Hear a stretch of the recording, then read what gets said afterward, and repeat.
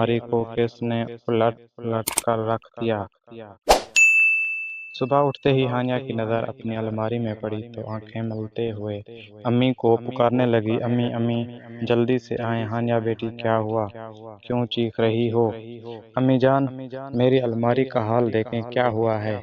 इसमें इतना चीखने की क्या बात है, नाश्ता करके ठीक कर लेना। लेकिन अम्मी ये कौन करता है, मेरी चॉकलेट और चिप्स भी गायब है जो मैंने छुपा कर रखी थी। हानिया बेटी, मुमकिन है सोने से पहले नींद की हालत में तुमने कुछ निकालने के लिए ऐसा किया हो, फिर तुम्हें सुबह उठने के बाद कुछ याद ना रहा हो। अम्मी मुझे तो लगता है सफ़ीर ने किया है। हानिया, सफ़ीर तुम्हारा छोटा भाई है, इसके पास इन फजूल शरारतों के लिए वक्त ही कहाँ है। स्कूल, मदरसा, ट्यूशन और क्रिकेट एकेडमी रात के 10 बजे तो घर पहुंचता है। तो फिर ज़रूर मेरे कमरे में कोई भूत आ गया है। हानिया की बातों पर अम्मी मुस्कुराकर बावर्ची खाने में चली गई। नाश्ते के बाद हानिया ने अलमारी की तमाम चीज़ें सलीके से रख दी। इसके बाद तो अक्सर हानिया की अलमारी का यही हाल होने लगा। अब तो अम्मी जान भी कुछ परेशान सी हो गई। हानिया ने रोती सूरत बनाकर कहा, अम्मी मुझे तो लगता है इस अलमारी में ज़रूर कोई भूत है।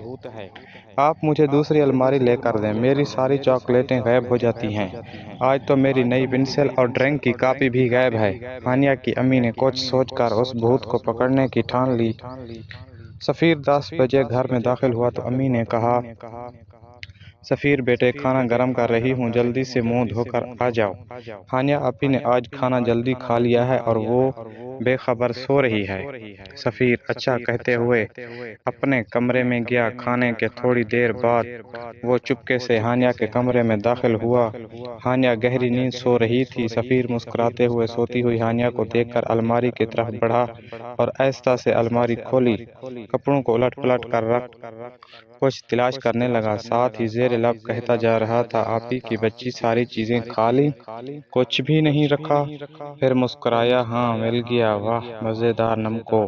उसने जल्दी से पैकेट को जेब में डाला। सब चीजें बेतरतीब छोड़कर जैसे ही कमरे से बाहर निकला, अम्मी जान को सामने खड़ा पाया। अच्छा, तो ये तुम हो अलमारी के भूत।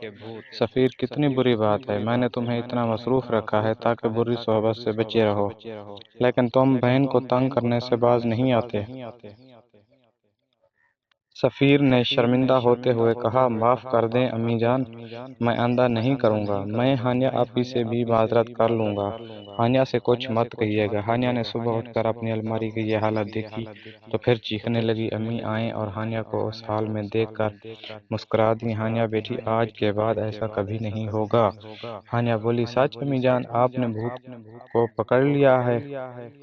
हाँ, कल मैंने और तुम्हारे बहादुर भाई ने मिलकर भूत पकड़ लिया है। भूत बड़ा शर्मिंदा था और उसने कहा है कि आइंदा हानिया की अलमारी की तरफ नज़र उठाकर नहीं देखूंगा, और दोनों कान पकड़कर तौबा भी कर ली है। हानिया ने सफ़ीर को घूरा तो अम्मी ने सफ़ीर से कहा, सफ़ीर रात को भूत ने क्या कहा।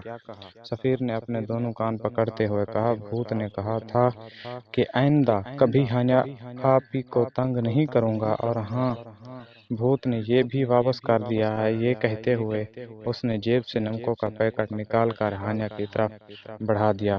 दोस्तों, ये थी आज की स्टोरी। अगर स्टोरी अच्छी लगी हो तो प्लीज़ चैनल को सब्सक्राइब कर दें और साथ बेल आइकन को भी दबा दें।